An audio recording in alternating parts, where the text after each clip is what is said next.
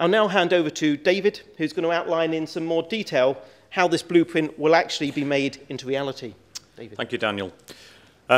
Daniel set out the political vision, which is the blueprint. It's our job, collectively, with the politicians, to make that vision a reality. And it's a reality, really, that, in essence, is seeking to do more with less. It's really about how we work as an organisation. There are soft elements to it, some cultural and behavioural, and there are hard elements to it, like a property asset review. But before I get into the Norfolk Forward programme, let us just sort of reflect upon our track record. Daniel's mentioned £72 million worth of efficiency savings in recent years. It's a great result. Thank you for actually delivering those for the County Council. And we also shouldn't underestimate the transformation journey that we're actually on. We're not at the start of the journey. What Norfolk Forward does is accelerate that journey, introduces some new elements, but also pulls them into a coherent programme for the first time. But we have transformed.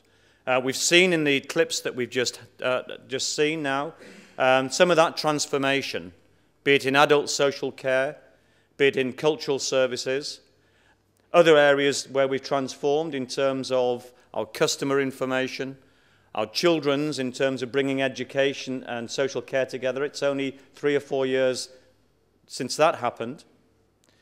So we're constantly looking for new ways of improving the business that we're in.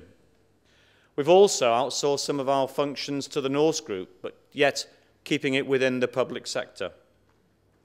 And we're on this journey, as you know, through support services review, and I'll mention that again in a second, to bring services together to make savings, but improve the overall quality of the services.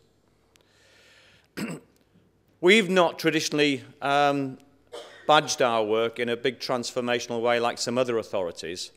I believe that the Norfolk way is to get the results first, then brag about it, rather than actually do the opposite. So I'm really very pleased with our work to date, but now Norfolk Forward does in fact represent a step change in terms of us rising, and we will rise to the challenges of the future. So, what is Norfolk Forward? In the autumn, Daniel and I outlined the Norfolk Forward ingredients and the blueprint through the Cabinet process. And as I've just mentioned, inherently what it is, it's a coordination of a raft of different programmes into about 12 main work streams. Believe it or not, we've got around 155 projects going on around the county at the moment. And what Norfolk Forward programme does is give that some coherence. It gives its direction, and it helps in terms of priorities of what we should be doing next. The programme is actually being delivered through, we've now got a programme office, and I'm very pleased that we've got Pippa Bestwick, who's joined us recently from the private sector to run that programme office.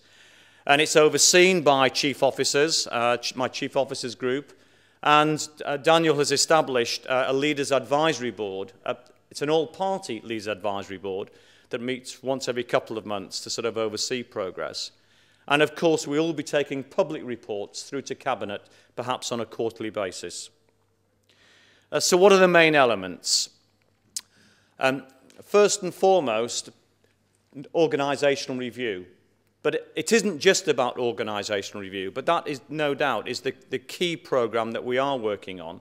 And you and your colleagues will be involved in that programme. I'm very pleased with the work that we've done so far, both in terms of jointly with external consultants, setting out the kind of organisation in structural terms that we want to become, minimising hierarchy, reducing duplication, and increasing speed of decision-making by frontline staff. Those are some of the policy drivers behind the organisational review, whilst at the same time taking significant cost out. At the beginning of April, we've already taken £1.5 million out of management budgets, and in a full year, that will deliver about £1.8 million. But it is just the start, because given the climate that we're in, and post the general election likely to be worse in terms of expectations on the public sector, we will continue to have to take a lot of cost out of running the county council. We are delivering the organisational review. All the senior appointments have been made, and we're moving to what's called Tier 4 and then Tier 5 during the next few weeks and indeed next few months. So organisational review is the first element. There are 6 elements in total. The support services review builds upon the work that we have been undertaking that originally involved finance, ICT, human resources and procurement. And what we've added to that to give us a stronger platform, because we are indeed one organisation, is performance planning and partnerships, customer services management and information management.